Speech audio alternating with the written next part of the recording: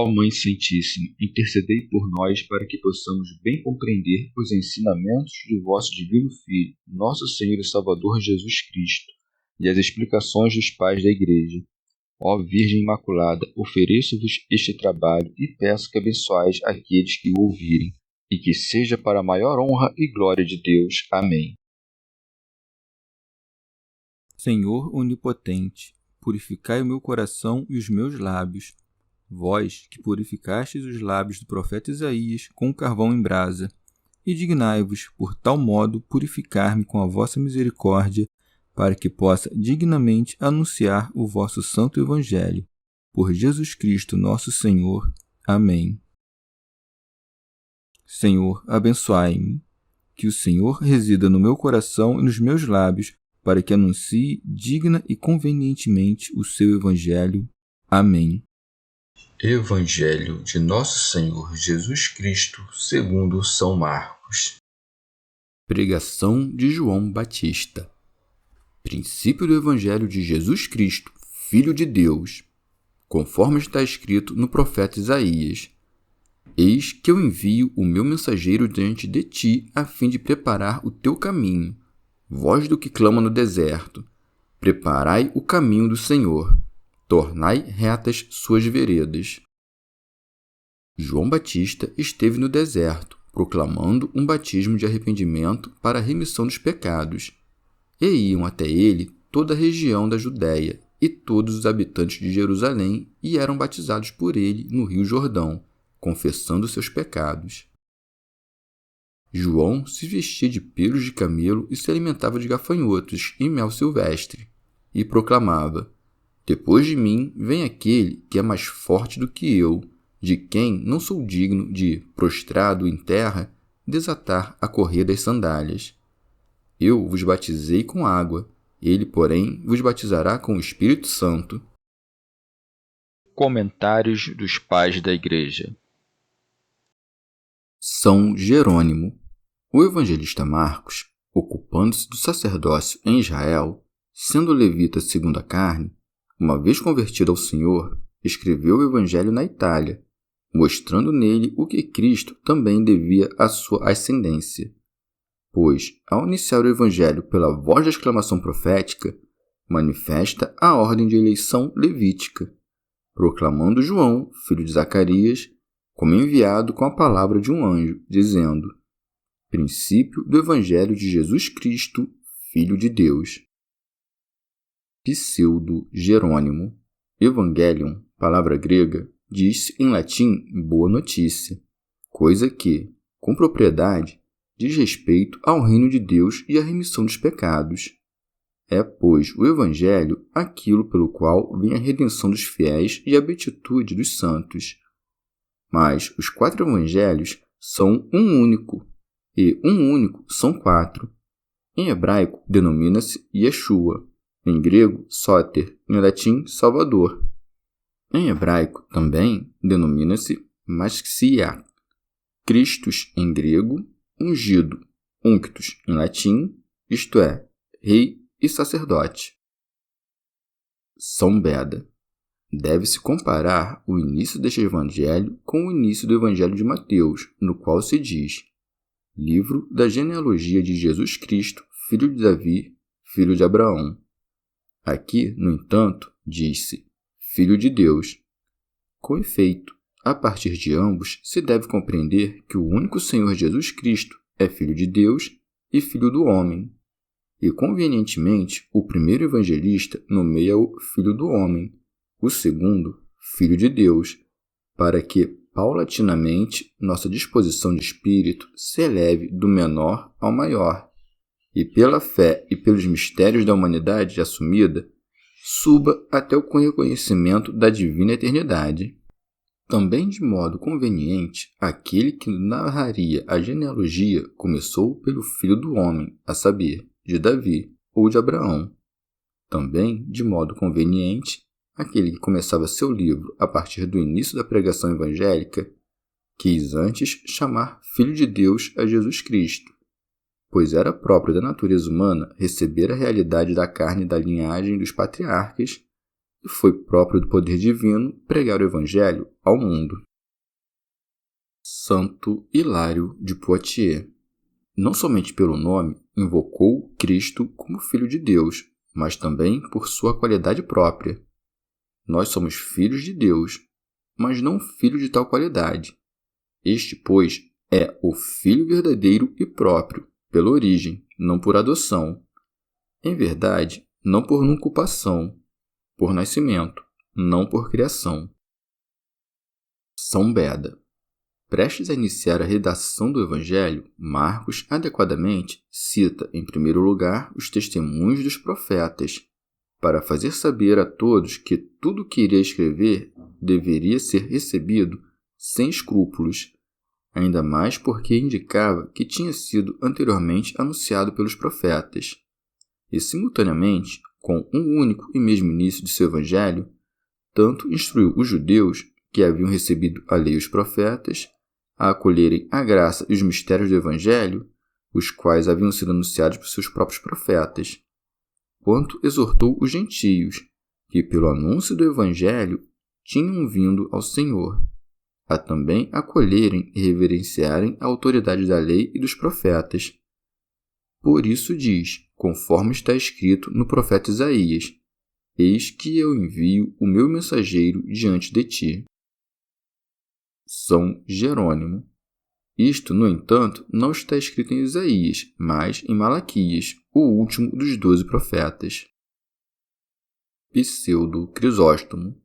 Pode, no entanto, dizer-se que há um equívoco da parte do escritor.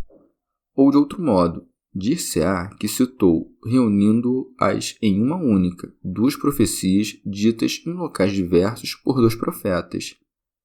No profeta Isaías, com efeito, após a história de Ezequias, narra-se: voz do que clama no deserto. Em Malaquias, por seu turno, eis que eu envio o meu mensageiro diante de ti.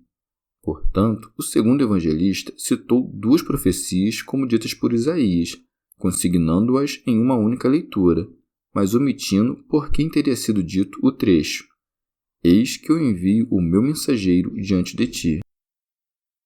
Pseudo Agostinho. Sabendo, pois, que tudo deveria ser referido ao seu autor, Marcos atribui estas palavras a Isaías, que havia declarado este pensamento em primeiro lugar. Em seguida, imediatamente acrescentou as palavras de Malaquias, que disse: voz do que clama no deserto, de maneira a associar as palavras pertinentes a ambos os profetas a uma única ideia, sob a pessoa do primeiro profeta. São Beda. Ou deve-se compreender isto de outro modo, pois, conquanto estas palavras não se encontram em Isaías, seu sentido, no entanto, encontra-se em muitos outros lugares e de maneira mais manifesta naquilo que acrescentou: voz do que clama no deserto. Pois aquilo que disse Malaquias, a saber, que seria enviado um anjo ante a presença do Senhor e que prepararia o seu caminho, é o que afirma Isaías quando diz que será ouvida a voz do que clama no deserto, a qual diz: preparai o caminho do Senhor. Em ambas as sentenças, pois, proclama-se que se deve preparar o caminho do Senhor.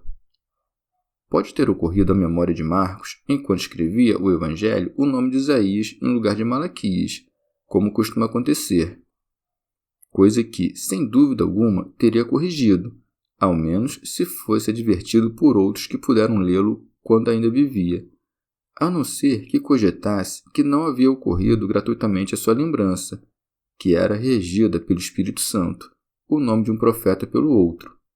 Assim, pois, insinua-se que tudo o que foi dito pelos profetas foi dito pelo Espírito Santo, e que cada coisa pertence a todos, e todas a cada um.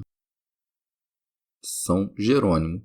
Por Malaquias ressoou a voz do Espírito Santo ao Pai, a respeito do Filho, que é a face do Pai e por quem este é reconhecido. São Beda. João é chamado de anjo não por comunidade de natureza, conforme diz a heresia de Orígenes, que ensinou que todos os seres racionais, anjos, demônios e homens, eram de uma mesma natureza, diferindo apenas em posição e condição, de acordo com seus merecimentos, e capazes de mudar, que os homens já foram anjos, que os anjos assumiram a natureza humana para servir o homem e que São João Batista foi um anjo, mas pela dignidade do ofício, pois a palavra grega angelus diz em latim mensageiro, nome pelo qual adequadamente se pôde chamar o homem que foi enviado por Deus para dar testemunho da luz e anunciar ao mundo o Senhor, que viria na carne, visto que a coisa é certa que todos os que desempenham a função de sacerdote podem ser chamados de anjos por conta do ofício de evangelizar, conforme diz o profeta Malaquias. Os lábios de sacerdotes serão os guardas da ciência, e da sua boca se há de requerer a doutrina, pois ele é o anjo do Senhor dos Exércitos. Teofilacto Diócrida. Assim, o precursor de Cristo é chamado de anjo devido à vida angélica e à sublime reverência.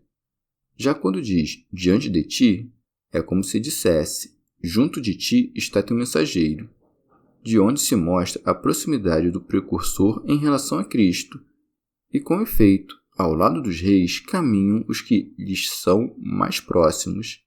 Segue, a fim de preparar o teu caminho pelo batismo, pois preparou ele as almas dos judeus para que acolhessem Cristo. São Jerônimo. Ou o caminho do Senhor, por onde ele entra nos homens, é a penitência, por meio da qual Deus desce até nós e nós subimos a ele. Por isso, então, o início da pregação de João foi: fazei penitência. São Beda. Assim como João pôde ser chamado de anjo pelo fato de ter se antecipado evangelizando ao Senhor, do mesmo modo também pode ser chamado de voz, porque precedia a palavra de Deus, ressoando-a. Por isso se segue: voz do que clama no deserto. É coisa assente, pois, que o Filho unigênito é chamado de Verbo do Pai, e pela nossa própria ação de falar, conhecemos que primeiro soa a voz, para que depois se possa ouvir a palavra. São Jerônimo.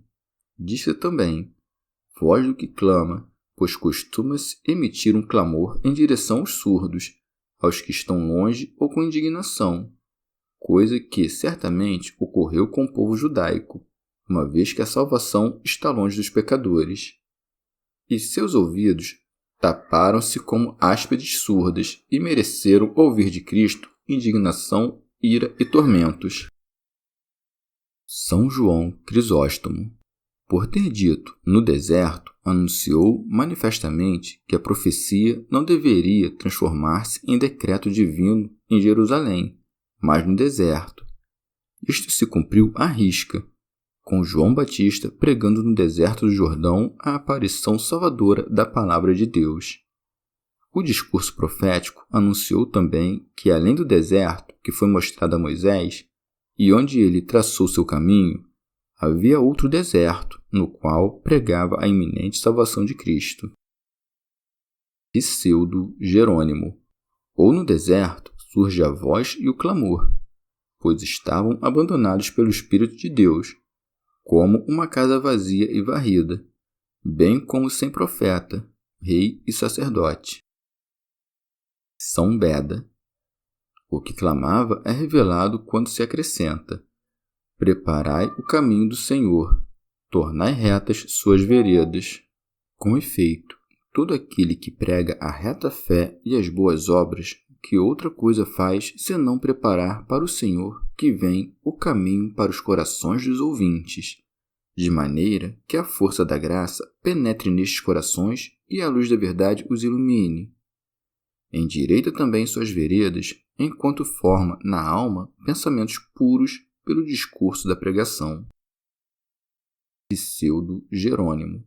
Ou de outro modo: preparai o caminho do Senhor, isto é, fazei penitência e pregai, endireitai as suas veredas, para que, ingressando no caminho régio, amemos nossos próximos como a nós mesmos, e a nós mesmos como aos próximos. Pois quem ama a si mesmo e não ama o próximo, desvia-se para a direita. Com efeito, muitos agem bem, mas não corrigem bem, como foi Eli. E quem, odiando a si mesmo, ama o próximo, aparta-se para a esquerda. De fato, muitos corrigem bem, mas não agem bem, como foram os escribas e os fariseus. As veredas, por seu turno, vêm depois do caminho, pois os mandamentos morais se explicam depois da penitência. Teofilacto Diócrida. Ou o caminho é o Novo Testamento, já as veredas são o Antigo, como que repisado. Era, pois, necessário preparar-se para o caminho, isto é, para o Novo Testamento. Era também oportuno tornar retas as veredas do Antigo Testamento. Pseudo-Jerônimo. De acordo com a profecia anterior de Isaías, o caminho do Senhor é preparado por João tanto pela fé quanto pelo batismo e pela penitência.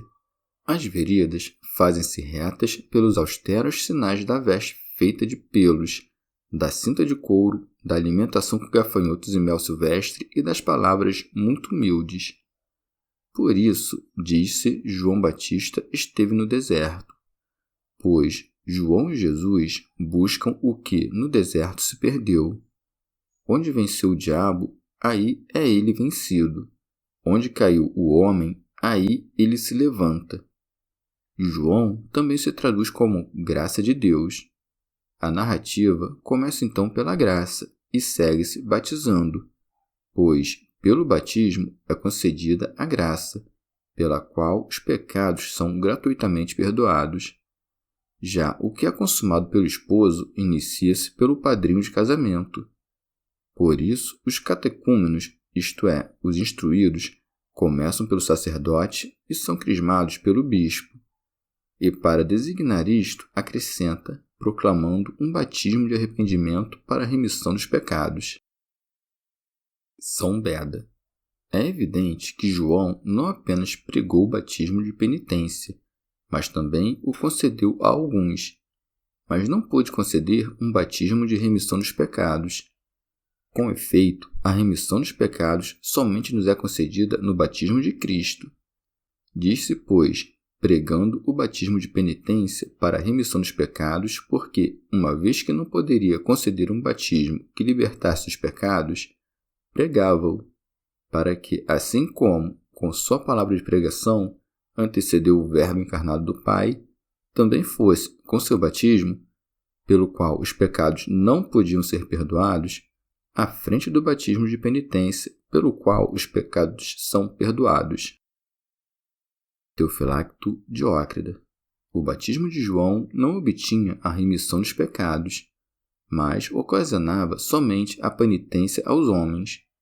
Pregava, pois, um batismo de penitência, isto é, o fim para o qual conduzia o batismo de penitência, a remissão dos pecados, de modo que aqueles que faziam penitência recebessem Cristo e recebessem a remissão dos pecados. Pseudo-Jerônimo. Por João até Cristo, assim como a noiva é conduzida por um amigo do noivo, assim como por um servo, Rebeca foi conduzida a Isaque. Por isso segue-se. E iam até ele toda a região da Judéia e todos os habitantes de Jerusalém, e eram batizados por ele no Rio Jordão. Há, pois, confissão e pureza em sua presença, aquela própria dos noivos. Do camelo apeia-se a noiva quando a igreja agora se abaixa ao ver o esposo Isaque, isto é, Jesus Cristo. A descida do Jordão, onde os pecados são lavados, também se traduz como alheia.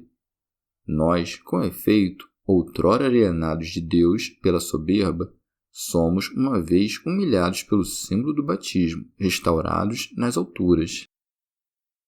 São Beda. Toma-se a partir daqui como exemplo para aqueles que desejam o batismo, a confissão dos pecados e a promessa de uma vida melhor, pelo que se acrescenta, confessando seus pecados. São João Crisóstomo. Uma vez que João pregava a penitência, levava os sinais dela na veste e na alimentação, por isso se segue. João se vestia de pelos de camelo.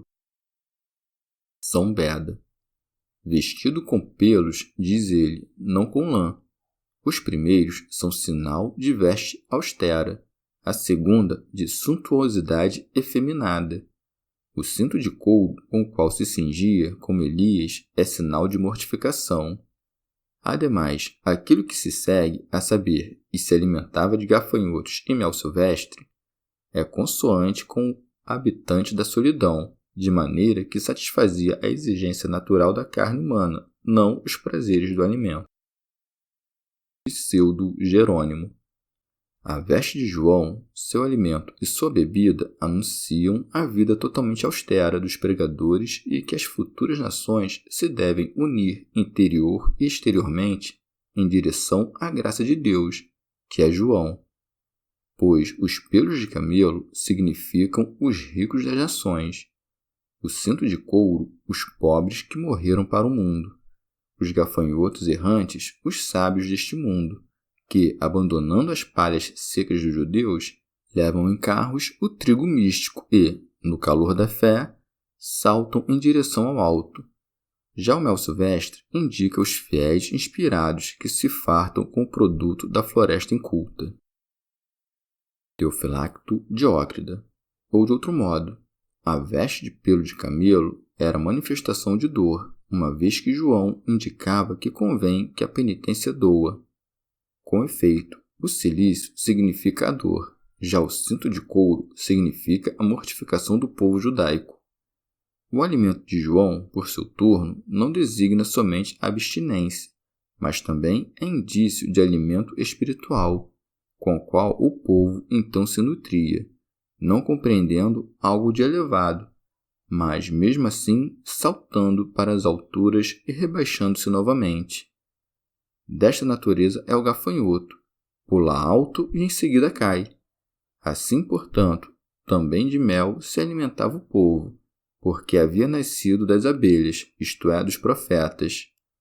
Não de mel caseiro, mas silvestre, pois os hebreus tinham as escrituras como um certo mel, mas não as compreendiam bem. São Gregório Magno. Ou, pela própria espécie de alimento, aquele que comeu mel silvestre designou o Senhor, a quem se antecipou, pois este tomou a doçura da gentilidade infrutífera, porque atraiu em parte o povo judeu ao seu corpo, recebeu gafanhotos como alimento, pois subitamente dão saltos e, no mesmo instante, caem por terra. Os judeus, com efeito, davam saltos, quando prometiam que cumpririam os preceitos do Senhor, mas caíam por terra, quando por atos perversos negavam tê-los ouvido. Executavam, portanto, saltos pela voz e quedas pelas ações. São Beda. Podem também a aparência e a alimentação de João exprimir a qualidade de seu trato interior, e com efeito, utilizava as vestimentas mais ásperas, pois não encorajava com lisonjas a vida dos que pecam, mas as repreendia com o vigor das ásperas invectivas. Levava um cinto de couro em torno dos rins, pois crucificara sua carne com suas paixões e concupiscências. Comia gafanhotos e mel silvestre, pois sua pregação tinha um sabor algo doce para as multidões, uma vez que o povo pensava que ele talvez fosse o Cristo.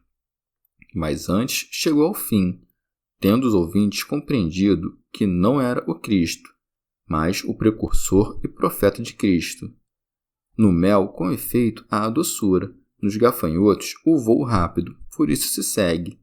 E proclamava: depois de mim vem aquele que é mais forte do que eu. Glosa de São Tomás de Aquino. Dizia isto para afastar a opinião da turba, que acreditava ser ele o Cristo. Renuncia que o Cristo é mais forte, pois perdoaria os pecados, coisa que ele mesmo não podia fazer. Pseudo-Jerônimo. Quem é também mais forte na graça pela qual são lavados os pecados e que João anuncia? É, seguramente, aquele que perdoa os pecados 70 vezes 7. A graça é certamente anterior, mas perdoa os pecados uma só vez pelo batismo. Já a misericórdia em relação aos miseráveis, desde Adão até Cristo, chega a 77 gerações e 144.000 pessoas. Pseudo-Crisóstomo.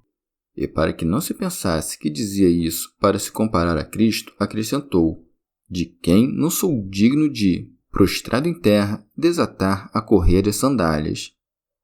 Não é, no entanto, a mesma coisa dizer desatar a correia das sandálias, como diz Marcos, e levar os sapatos, como diz Mateus.